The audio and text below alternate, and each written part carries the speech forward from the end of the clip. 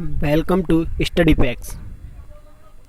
आज इस वीडियो के माध्यम से मैं आपको बताऊंगा इतिहास के कुछ रोचक प्रश्न। तो इसका पहला क्वेश्चन है, निम्नलिखित का सही काल अनुक्रम क्या होगा। तो मैं आप लोगों को बता दूं, सबसे पहले रॉबर्ट क्लाइव भारत आया था, फिर उसके बाद मैन्सी टार्ट, और फिर उसके बाद कार्टियर, और फिर उसके बाद वॉरेन हेस्टिंग। इस तरह से इनका कालक्रम सही था, और तो इसका आंसर आएगा ये सेकंड वाला। चलिए बता देते हैं आपको आगे। जो रॉबर्ट क्लाइव था, ये 1757 से लेकर के 1760 तक प्लासी के युद्ध में रहा था, और इसी ने प्लासी की विजय दिलाई थी, और इसे ही अंग्रेजी साम्राज्य का जनक माना जाता है। और वेंसी टार्टा था, जो 1760 से 1765 तक बक्सर के युद्ध के समय बंगाल का गवर्नर रहा था, लेकिन बंगाल जब बक्सर का युद्ध हुआ था उस समय हेक्टर मुर्नू ने विजय दिलाई थी। और जो कार्टियर है, 1769 से 1772 के समय बंगाल में रहा, इसे आधुनिक भारत का प्रथम अकाल पड़ा था। इसके समय में आधुनिक भारत का प्रथम अकाल पड़ा था। इसके बाद आता है वॉरेन हेस्टिंग, जो कि 1772 से 1785 तक रहा था। इसे बंगाल का अंतिम गवर्नर था, जिसे रेगुलेट एक्ट 1773 के तहत बंगाल का प्रथम गवर्नर जनरल बनाया गया। यानी गवर्नर अंतिम था वॉरेन हेस्टिंग, लेकिन यह बंगाल का प्रथम गवर्नर जनरल बना था। चलिए आगे के प्रश्न की ओर चलते हैं। आगे का जो प्रश्न है हमारा, वो इस तरह से है, भारत में ईस्ट इंडिया कंपनी की सफलता का राज क्या था। देखिए, भारत में ईस्ट इंडिया कंपनी की सफलता का राज था, भारत में राष्ट्रीय की भावना की कमी थी, और कंपनी की सेना को पश्चिमी प्रशिक्षण मिला, तथा उनके पास आधुनिक हथियार भी थे, और भारतीय सैनिकों में राष्ट्रीय भावना का अभाव था। इसी कारण इसके ऑप्शन ये तीनों सही जाते हैं। हुआ क्या था कि सन 1600 ईस्वी में स्थापित ईस्ट इंडिया कंपनी की भारत में असफलता का राज भारतीयों में राष्ट्रीय भावना की कमी थी। कंपनी की सेना को आधुनिक प्रशिक्षण प्रमुख है।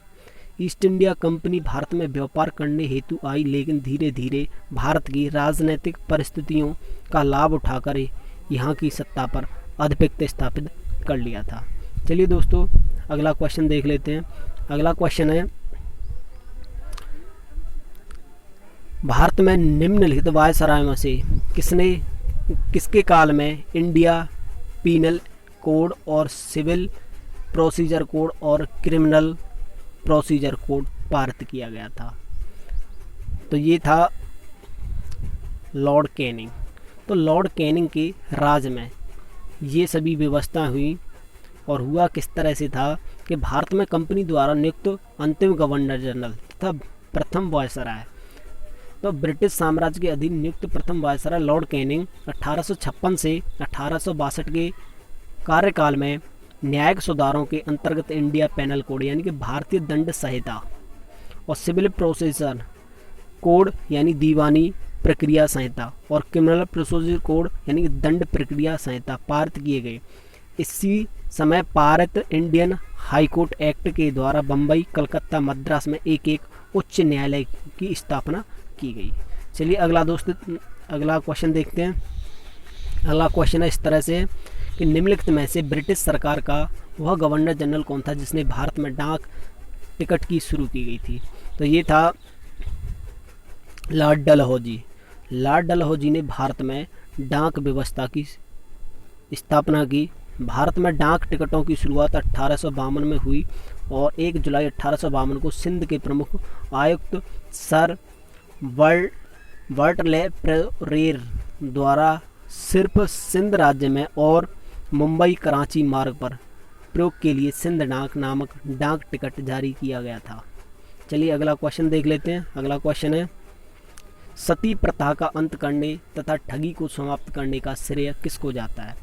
तो ये लॉर्ड विलियम बेंटिक ने ये व्यवस्थाएं की, और इसमें हुआ क्या कि ब्रह्म समाज के संस्थापक राजा राम मोहन राय के अथक प्रयत्नों से लॉर्ड विलियम बेंटिक ने अधिनियम 1829 के नियम 17 द्वारा सती प्रथा को अवैध घोषित कर दिया और पहले यह नियम केवल बंगाल के लिए था, फिर 1830 में यह बम्बई और मद्रास में लागू किया गया। चलिए अगला क्वेश्चन देख लेते हैं। अगला क्वेश्चन है, निम्नलिखित में से अवध के स्वायत्त राज्य का संस्थापक कौन था? तो ये था सादत खां बुरहान उल मुल्क।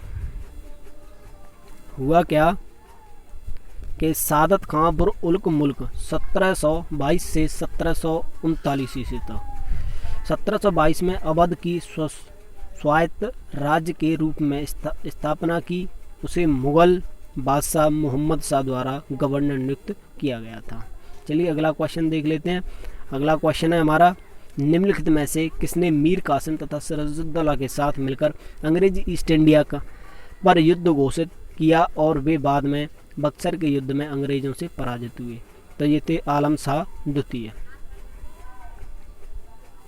हुआ क्या कि बक्सर के युद्ध में एक और मुगल साम्राज्य शाह आलम द्वितीय, अवध का नवाब सिराजुद्दौला तथा मीर कासिम थे। दूसरी ओर अंग्रेजी सेना का नेतृत्व उनका कुशल सेनापति कैप्टन मुनरो ने किया था।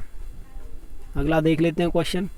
अगला क्वेश्चन है, ईस्ट इंडिया कंपनी और बंगाल के नवाब के बीच जब प्लासी का युद्ध हुआ उस समय मुगल सम्राट कौन था?